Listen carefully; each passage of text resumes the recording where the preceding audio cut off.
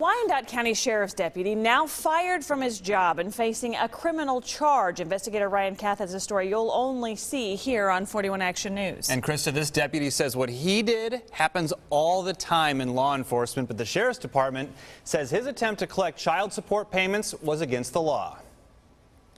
This is former Sheriff's Deputy Steve Nelson walking out of the Wyandotte County Courthouse on the wrong side of the law.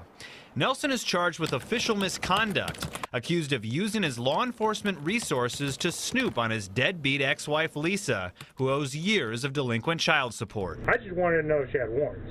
On his front porch, Nelson said his attorney wouldn't allow him to do an interview, but told me he was glad his case is in the spotlight. I was hoping news would get involved in this. Really? Yeah, yeah, because it's crap. According to the district attorney, it's also rare. I'm not aware of any cases in my 30 years here in Wyandotte County where we've charged that specific charge. Court documents show Nelson was curious if his ex had warrants, knowing if she was arrested and had to post bond, a portion would pay the back child support owed to him. When asked why the former deputy's actions rose to a criminal level, the DA said law enforcement needs to be held to the same standards as the public. It's clear that you shouldn't be using that information for those purposes, for personal purposes. Was this just randomly discovered?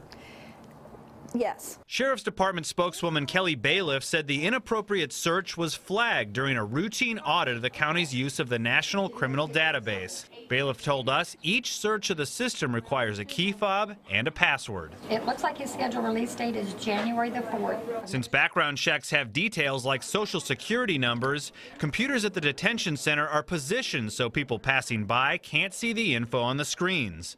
Court documents say Nelson signed a document when he took the job, agreeing information would not be obtained for a personal desire to know. And we want it to be used for the purposes that it is meant to be used for, and that is strictly for law enforcement purposes. An internal investigation revealed Dawn Nelson was the employee who did the search.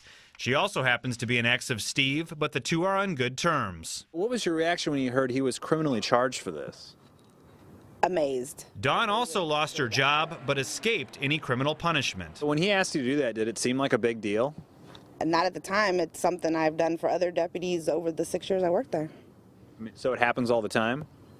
Yeah, not just with me, but other people. Yeah, other clerks run things for deputies all the time. And that's why Nelson says he feels like the department is making an example out of him. A lot more people have done worse than what I've done in the department, and they're not being charged. Through his union, Nelson is fighting to get his job back at the Sheriff's Department. Meantime, his defense attorney is asking for a jury trial, and that's currently scheduled for April, Krista. So we'll, of course, keep tabs on what's going on there and let folks know what the result is.